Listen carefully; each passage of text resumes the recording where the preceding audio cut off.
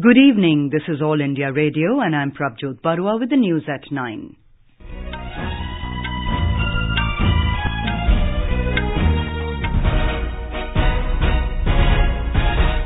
The headlines. Prime Minister Narendra Modi says NDA government has successfully kept inflation under control. Congress President Rahul Gandhi holds hectic parleys with senior party leaders to decide Chhattisgarh Chief Minister. A 12-member MNF government headed by Zoramthanga assumes office in Mizoram. In Jammu and Kashmir, 3 terrorists killed and 1 soldier martyred in an encounter in Pulwama district. In sports, India were 172 for 3 in reply to Australia's first innings score of 326 on day 2 of the Perth Cricket Test, and in the Men's Hockey World Cup, Belgium and The Netherlands to clash in the final.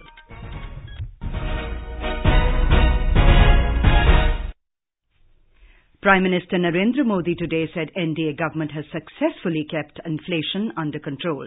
Mr. Modi was interacting with booth-level workers from Tamil Nadu's Kanyakumari, Nilgiris, Coimbatore, Namakkal and Salem through video conferencing as part of BJP's Mera Booth Sabse Mazboot initiative. Mr. Modi said consistent high inflation was hurting citizens under the previous government.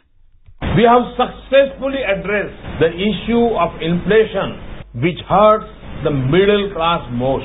In comparison, inflation has been kept on a tight leash by our government. The Prime Minister said his government is the most farmer-friendly government. He highlighted that the minimum support price has been increased to ensure that farmers get at least 150% of the cost of production. We are not like the Congress, which will only pay lip service to farmers but ignore their well-being. If there is one party that understands agriculture issues and will always hear farmers and resolve their issues, it is BJP. Economic Affairs Secretary Subhash Chandra Garg today stressed on the need to reduce public debt in the next 4 to 5 years as the Indian economy has a large overhang of public debt. Speaking at the FICCI annual general meeting in New Delhi, Mr. Garg pointed out that fiscal deficit is moving towards the ideal level of 3% of GDP and inflation is moderate.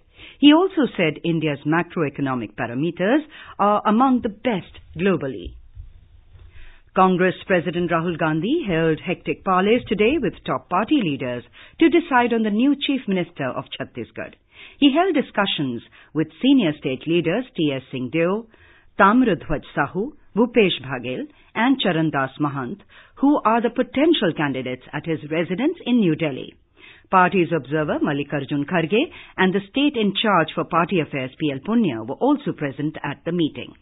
Talking to media after the meeting, Mr. Punya said a Congress legislature party meeting will be held at 12 noon tomorrow and the name of the new Chhattisgarh Chief Minister will be announced. He said the new Chief Minister would take oath in Raipur on Monday evening. कल 12 बजे हमने CLP विधायकों की बैठक बुलाई है और उसी में उसकी घोषणा कर दी जाएगी और 17 तारीख को 4:30 बजे swearing in है. Congress secured more than two-thirds majority in the 90-member assembly with 68 seats in the polls. Meanwhile, Rajasthan Governor Kalyan Singh has invited Congress leader Ashok Gehlot to take over as the new Chief Minister. Mr. Sachin Pilot will be the Deputy Chief Minister. A party delegation had called on the governor yesterday about the government formation. The oath-taking ceremony is expected to take place on Monday. Congress leader Kamal Nath will also take oath as the Chief Minister of Madhya Pradesh on Monday. A 12-member Mizo National Front MNF government headed by Zoramthanga assumed office in Mizoram today. Governor Kummanam Rajasekaran administered the oath of office in secrecy to Mr. Zoramthanga at Raj Bhavan in Aizawl this afternoon.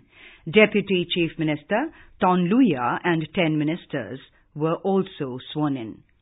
Our correspondent reports that MNF had dislodged Congress from the state by winning 26 seats in the 40-member assembly in the recently held elections. After taking oath, Chief Minister Zoramthanga told media that his government will focus on accelerating development work from day one. Also, he said combating alcoholism and drug addiction would be one of the top priorities of his government. Earlier on the day, Governor Kummanam Rajashekharan has administered the oath of office in secrecy to Mr. Zoramthanga and 11 other Council of Ministers at Raj Bhavan this afternoon. Immediately after oath-taking, distribution of portfolios amongst the ministers has been made. Chief Minister Zoramthanga has kept in his hand finance, planning, public work and others. Irene, AIR News, Aizawl. A special CBI court in Delhi today extended the custody of alleged middleman Christian Michel by another 4 days in the Augusta Westland VVIP chopper deal case. The investigation agency told the court that they needed to confront Michel with some documents and witnesses and take him to Mumbai also. Michel, who is a citizen of the United Kingdom, was brought to India on the night of December the 4th, following his extradition by the UAE in connection with the VVIP chopper case, and was later arrested by the CBI. President Ramnath Kovind today laid the foundation stone of ultra-modern railway station at Kevadia in Narmada district of Gujarat. This green railway station will connect the Statue of Unity, the world's tallest statue of Sardar Vallabhbhai Patel, to the rest of India through broad-gauge railway line. Mr. Kovind also visited the Statue of Unity during his day-long visit that coincided with the death anniversary of Sardar Patel. Remembering Sardar Patel on the occasion, Mr. Kovind said, Sardar Patel ने रजवाड़ों को एकता के सूत्र में पिरोकर भारत को वर्तमान स्वरूप प्रदान किया। इस जटिल और कठिन कार्य को संपन्न करने में अपनी दृढ़ता के कारण वे भारत के लौह पुरुष के रूप में प्रसिद्ध हुए। यही नहीं, उन्होंने आजाद भारत को प्रशासन की एक मजबूत व्यवस्था भी दी। वे सही मायनों में हमारे राष्ट्र के शिल्पकार थे। बापू और सरदार साहब के बिना आधुनिक भारत की कल्पना भी असंभव है। Prime Minister Narendra Modi has also remembered Sardar Patel on his death anniversary today. The Prime Minister will be on a day-long visit to Uttar Pradesh tomorrow. Mr. Modi will inaugurate various development projects during his visit. The Prime Minister will inspect the modern coach factory and address a public meeting at Raebareli. Mr. Modi will inaugurate a state-of-the-art command and control center for the Kumbh Mela at Prayagraj. The National Green Tribunal, NGT, has set aside the Tamil Nadu government order to close down the copper smelter plant Sterlite in Tuticorin. The Vedanta Group plant has been shut down following agitations on charges of pollution. However, the NGT bench, headed by its chairperson A.K. Goyal, in its verdict has said there is no proof to substantiate the charges. The tribunal has asked the Tamil Nadu Pollution Control Board to pass a fresh order of renewal of consent within 3 weeks from today. More from our correspondent. The copper smelting unit Sterlite has been closed in May this year following stiff opposition from a large number of people in Tuticorin. 13 people were killed in May in police firing as a section of the protesters are alleged to have turned violent. The NGT appointed independent committee to look into the matter observed that the Sterlite management had not been given the opportunity to present its case before its closure. Chief Minister Edappadi K. Palaniswamy told reporters this evening the government would go on an appeal against the tribunal order in the Supreme Court. Jay Singh, AIR News, Chennai. This is All India Radio giving you the news. For quick news updates round the clock, follow us on our Twitter handle at AIR News Alerts. You can also log on to our website, newsonair.nic.in. In Jammu and Kashmir, 3 terrorists were killed and an army jawan martyred in an encounter in Pulwama district early this morning. Acting on a tip-off about the presence of terrorists in the Kharpora Sirnu village, the troops of the Rashtriya Rifles Special Operation Group of State Police and CRPF launched a joint search operation. When the forces zeroed in, hiding terrorists opened indiscriminate firing, which triggered an encounter. A police spokesman said 2 army jawans were also injured in the gunfight. One of the army jawans later succumbed to his injuries. 7 stone pelters were also killed. Talking to AIR, Director General Police Dilbag Singh said that stone pelters were killed as they came dangerously close to the encounter site. Today, on an information, an operation was carried out in Pulwama district, wherein 3 militants, including one very dreaded militant, have been killed. But unfortunately, while the operation was on, people from the surrounding villages came and started pelting stones on the troops involved in the operation. So during the time, some of the civilians also got injuries. Some of them succumbed later. So we feel pained at the loss of civilian life and also sad for the loss of army jawan. In Chhattisgarh, 3 security personnel were injured in an IED blast triggered by the Maoists in Bastar region today. The blast took place when a team of district police force was on a search operation in Bhairamgarh area of Bijapur district. The condition of one injured Jawan is reported to be critical. French Minister for Europe and Foreign Affairs Jean-Yves Le Drian called on Prime Minister Narendra Modi in New Delhi today. Mr. Le Drian briefed the Prime Minister on recent developments in the bilateral relationship and French perspective on regional and global issues.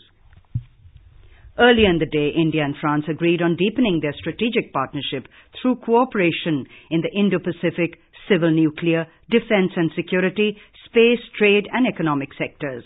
The agreement was reached during talks between External Affairs Minister Sushma Swaraj and French Minister for Europe and Foreign Affairs Jean-Yves Le Drian in New Delhi today. Maldivian President Ibrahim Mohamed Solih will reach New Delhi tomorrow on a 3-day visit to India. He will hold delegation-level talks with Prime Minister Narendra Modi on Monday. The two leaders are expected to discuss the entire gamut of bilateral relations. After the talks, agreements are expected to be inked between the two countries. The visit comes nearly a month after Mr. Modi attended the swearing-in ceremony of Mr. Solih in Malé. Our correspondent has filed this report. India is a leading development partner of Maldives and has established many of the leading institutions in the island nation. Capacity building and skills development is one of the key components of India's assistance to Maldives. Both countries signed a trade agreement in 1981 which provides for export of essential commodities. Growing from modest beginnings, India-Maldives bilateral trade now stands at 700 crore rupees. Indian exports to the Maldives include agriculture and poultry produce, sugar, fruits, vegetables, spices, rice, wheat flour, textiles, drugs and medicines. Indians are the second largest expatriate community in the Maldives with approximate strength of around 22,000. With Sheila, Suparna Sekya, AR News, Delhi. In Sri Lanka, Ranil Wickremesinghe will be sworn in as Prime Minister tomorrow after the resignation of Mahinda Rajapaksa from the post of Prime Minister today. A 30-member cabinet is also expected to be sworn in by Monday. Mr. Wickremesinghe will make a comeback after weeks of political drama which began with his removal as Prime Minister and the appointment of Mr. Rajapaksa by President Maithripala Sirisena on the 26th of October. More from our correspondent. Government in Sri Lanka will return back to its normal functioning with installation of a new government. Mr. Rajapaksa had hoped for an early election to help consolidate his power, but that did not happen because of Supreme Court decision against parliament dissolution. The decision also tied the hands of President Sirisena, who had publicly claimed that he will not reappoint Mr. Wickremesinghe. Mr. Rajapaksa has asserted that they will play the role of a strong opposition and performance of new government will be keenly watched in political circles. Santosh Kumar for AIR News from Colombo. Moving on to sports, in cricket, in reply to Australia's first innings score of 326, India were 172 for 3 at close of play in their first innings on day 2 of Perth Test today. Skipper Virat Kohli on 82 and Ajinkya Rahane on 51 were at the crease when stumps were drawn. India still trailed by 154 runs in the first innings with 7 wickets in hand. Belgium will meet Netherlands in the summit clash of the Men's Hockey World Cup at Bhubaneswar tomorrow. The match will begin at 7 p.m. Belgium and the Netherlands marched into the final of the tournament after emerging victorious in their respective semi-final clashes today. While Olympic silver medalist Belgium demolished England 6-0 in the first semi-final, the Netherlands beat 2 times world champion Australia 4-3 in the penalty shootout. At full time, they were tied 2-2. Besides the summit clash, a match to determine the 3rd and 4th place will be played tomorrow between England and Australia at 4:30 p.m. And now, before we end the bulletin, the headlines once again. Prime Minister Narendra Modi says NDA government has successfully kept inflation under control. Congress President Rahul Gandhi holds hectic parleys with senior party leaders to decide Chhattisgarh Chief Minister. A 12-member MNF government headed by Zoramthanga assumes office in Mizoram. In Jammu and Kashmir, 3 terrorists killed and 1 soldier martyred in an encounter in Pulwama district. In sports, India were 172 for 3 in reply to Australia's first innings score of 326 on day 2 of the Perth Cricket Test, and in men's hockey World Cup, Belgium and The Netherlands to clash in the final. For details of these stories and more, log on to our website www.newsonair.nic.in. And that's all in the news at 9. Good night.